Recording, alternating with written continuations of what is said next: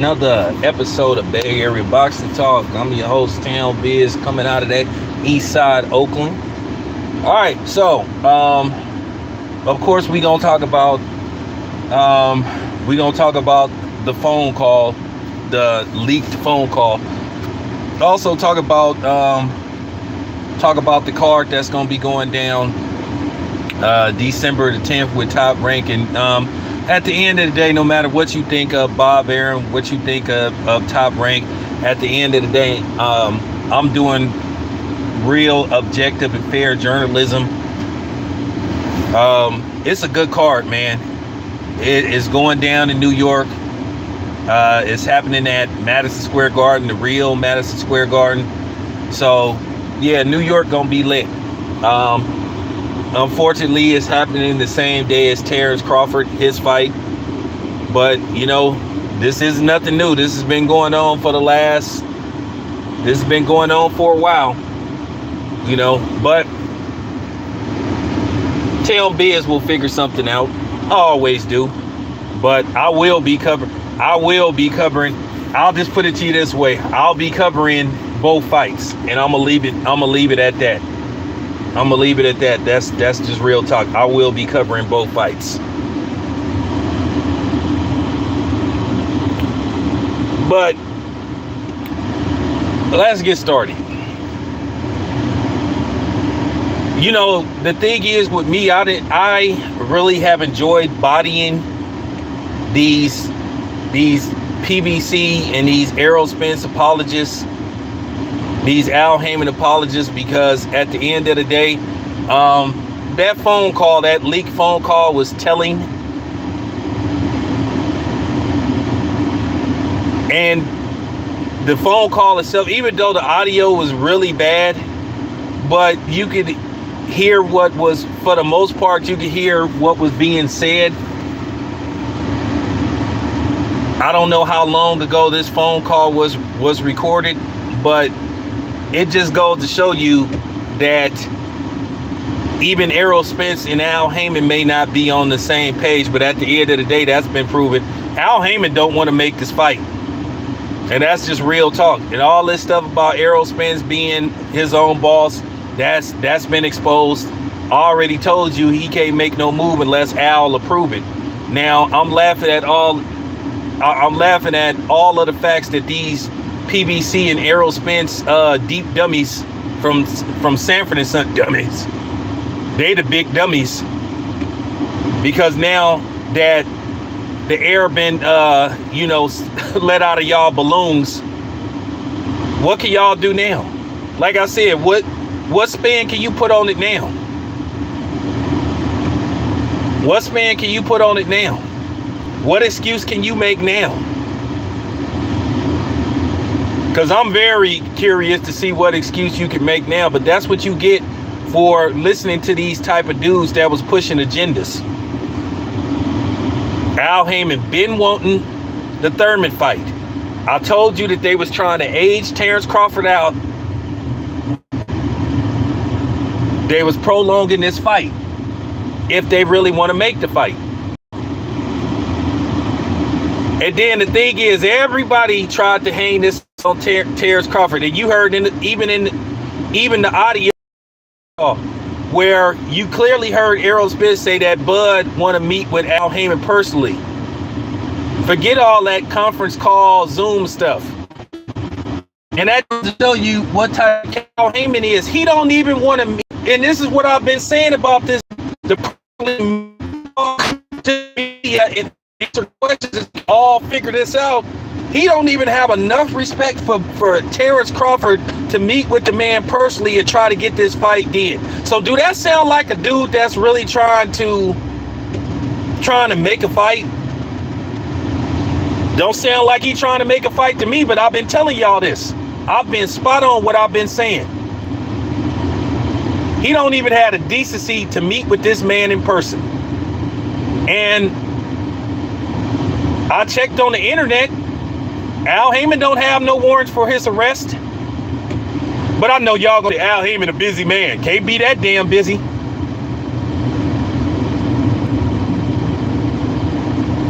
he don't respect people. And then once again, like I said, the fake pro-black power to the people dudes, you know, with their white wives or their anybody but black wives, they looking real stupid right now.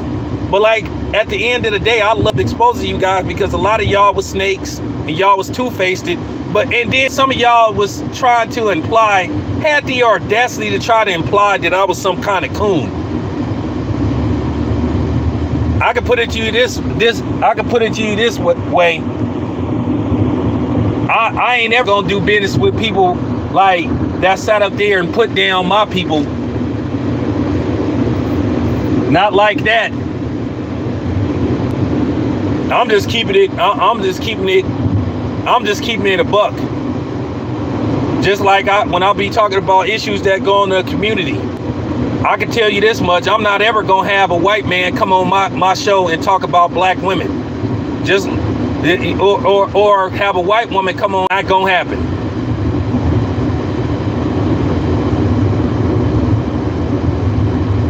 But that's Al Heyman for you. Like I said, when the inception of the PBC first happened, I was all for this. I was all for this. I was one of the happiest dudes out there. But when I started seeing how they was moving and how they was refusing to make marquee fights,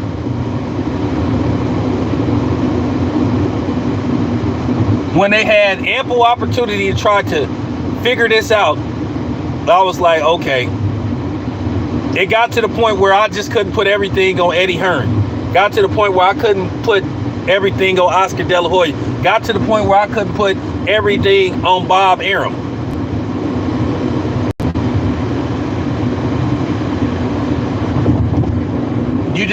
I had to keep it a buck.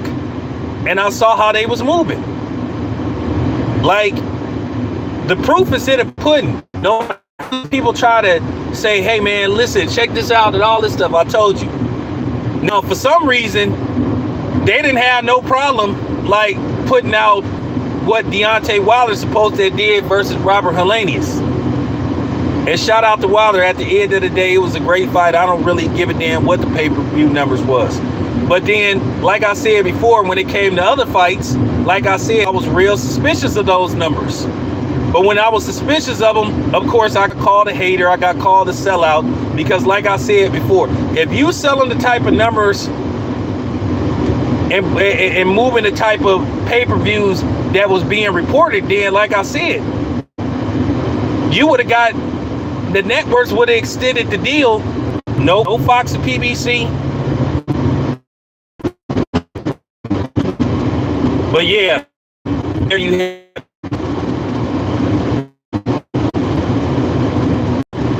I just laugh. Like I said before, man.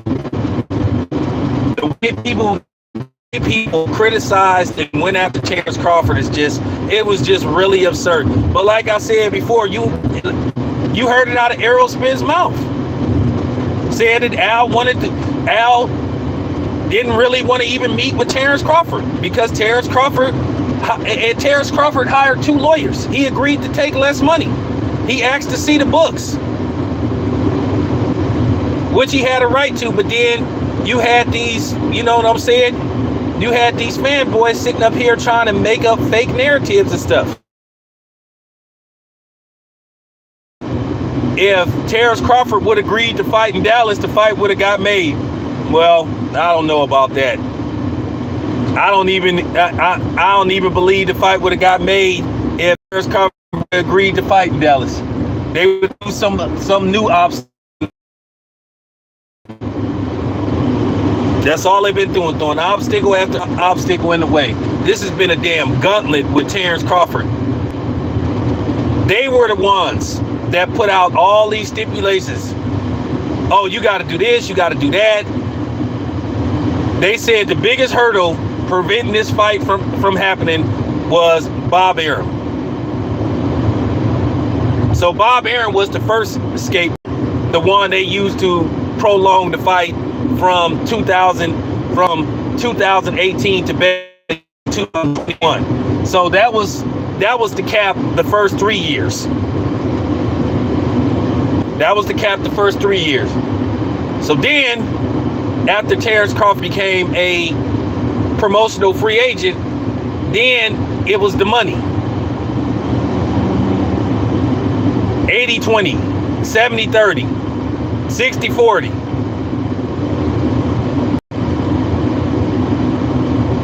$75-25. You just heard all that kind of stuff. Oh, he's not worth it. He's not worth it. He got to take what we give him. So finally, what happened was Terrence Crawford said, "Okay, I'll call you bluff. I'll take less money. Oh, well, we'll give you that 30. We'll give you that 35% basically off net pay, but we don't want to show you the books."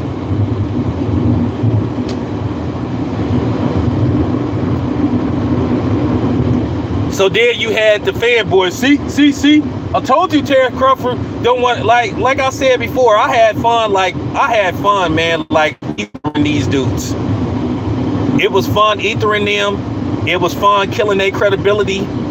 Because as you can see, everything that I told you that was gonna happen happened. Like I said, I told you back in September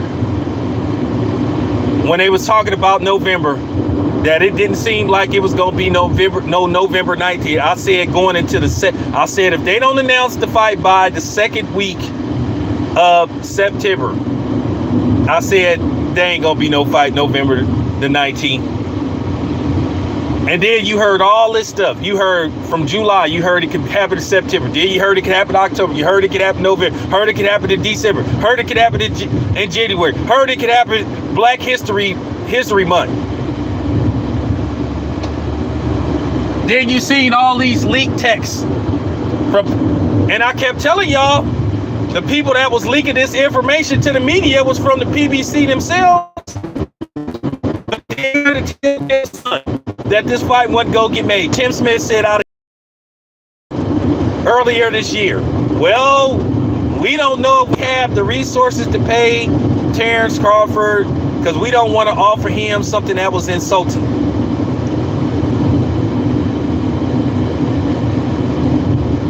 And basically, that was nothing more than a scripted statement to issue out if anybody asked them about their fight. So this was all said. I'm not finna be diplomatic. I'm not finna be neutral no more. And I see these dudes still coming on here trying to save face with Errol Spence. At the end of the day, Errol Spence is just as much blame for this as Al Haymon, because he should have called out Al Haymon publicly. Oh yeah, I forgot. NDA, non-disclosure agreement, where they can't really speak out against Al Haymon. You saw all the signs in the world that something was going on about them having money issues. You heard from Adrian Broner. Oh, okay. But then when Adrian Broner comes out and says, "Hey, man, it's some stuff going on. They don't even have money to pay Errol Spence or Terrence Crawford." Oh, Adrian Broner is. See, that's what y'all do. That really care about green, but this is the same Al Haymon that catered to the Hispanic fighters, put them on pay-per-views that didn't sell a damn thing, put them on pay-per-views that flopped. But at the end of the day, y'all don't have the guts to call it out because y'all too busy having y'all head up Errol Spence's and Al Haymon and the PBC's ass, where they didn't constantly made you look foolish. Constantly. So like I said, you can sit up on your fake panels trying to analyze what's going on and what's happening, talking about who shouldn't do business with who and all this stuff. Because at the end of the day, like I said, you further prove day after day, you don't know what the fuck you talking about. You don't. You don't know what the hell you talking about. So what more proof do you need who's preventing this fight from happening? What do you need? Who's been stalling this fight? Like I said, that phone call was telling. And I'm gonna say something about about Errol Spence. This is real talk. I ain't gonna talk about Errol Spence's personal business or whatever, but I'm just worried about Errol Spence, and I'm gonna just leave it at that. Cause I don't have nothing against Errol Spence. Like I said, I don't have nothing against Errol Spence. I don't know Errol Spence. I've just said on several occasions, Errol Spence is more than welcome to come on here. He is more than welcome. Errol, I know you listen to my videos. You are more than welcome to come on here and explain what's going on. You can have the floor. I won't disrespect you. I won't get, for real. You are more than welcome to come on here. And of course, Al Haymon, even though I know that ain't gonna happen, Al Haymon, you welcome to come on here too. Because you could help the situation by at least explaining to us what, at the end of the day, I know some people like to say when you have a whole bunch of mouthpieces that speak on your behalf, you come across looking like a boss. But sometimes even when your mouthpieces always have to talk to you, or talk on your behalf, it come across as you hiding behind your mouthpieces. And it comes across as cowardly, because every once in a while you got to say something. The same way Jeff Bezos got mouthpieces and PR people, every once in a while he got to come out and say something. Same thing with Elon Musk. Every once in a while they got to come out and say something. Same thing with Steve Jobs when he was around. Every once in a while you got to come out and say something. But we've never have yet to hear from Al Haymon. And like I said, I'm gonna keep like I said. And as far as you clowns that's out here putting out that BS, I'm gonna keep busting y'all. I'm gonna keep busting y'all upside your heads, verbally, not physically. So you guys can get on. So some of you dudes, like I said, the least attorney and a couple of other dudes, you can get on your channel to Screaming Jay Hawkins, to all them dudes. You can sit up all you want and try to make your fake narratives and push fake narratives, but at the end of the day, you come across looking like the liars that you truly are, and that you don't know what you're talking about. You never knew what you was talking about.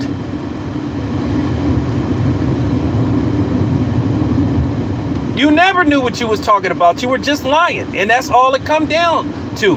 You were lying, you were fanboys, you were trying to play fanager. And now that all this done blew up in y'all face, now all of a sudden, you still trying to do damage control. You can't do damage control when the building then blew up. The building has been blew up into pieces. You can't for real, you can't save a building that's been blew to smithereens, which is the PBC building. Figuratively, you know what I'm saying?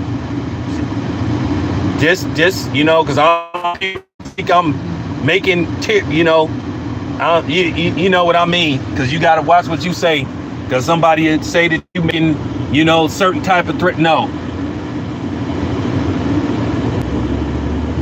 I don't mean literally. I'm just saying. So like I said, y'all can continue to listen to these bozos. Y'all can be in denial about what's going on. Like I said, Al Haymon don't even have the decency to meet and look Terrence Crawford in the eye. Like a dude that's trying to make a big fight. Just keeping it a buck. Just keeping it a buck. I'm sorry that the truth is hurting some of y'all dudes, but that's not my problem. That's not my damn problem, and it ain't my problem to make y'all feel good about yourselves. It ain't my problem to try to sit up there and be a fanboy and like again. I'm a fan of boxing. I'm not a fan of one particular boxer. I just wanted this fight to happen. And I'm sorry if you wanted me to be apologist for one particular fighter. That ain't how I roll. And like I said, I'm going to say this once again to you guys out there. I don't give a damn about your attitudes. I don't give a damn what you say about me behind my back. I don't give a damn about you having an issue with me and having animosity towards me, because I wouldn't follow a script, and I wouldn't be on your bandwagon. Never wanted to be on your bandwagon. Real talk. I done said I have no leader, so I want to make that very clear. I don't follow orders or take orders from any motherfucking body.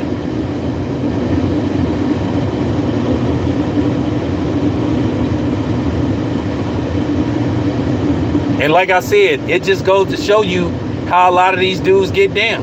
These dudes on some fake stuff, man. They really get mad at you, right? If you don't say polite things about their favorite fighter. They literally are flagging your videos. But that's what they do. They gonna flag this video. Al, if you more than welcome. Errol, you more than welcome.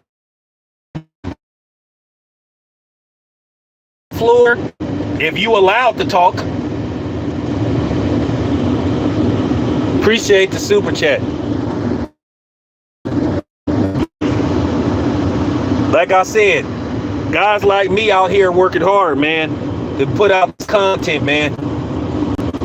Working out, you know what I'm saying? Stay in shape so I could be going to these buildings and shit, walking all up and down these buildings, getting these interviews, asking the tough questions. Like I said before, I'll ask a tough question, but I'm not gonna disrespect you. I'm not with that. I'll say this once again, Errol, you are more than welcome to come on here. And you know how to get in contact with me.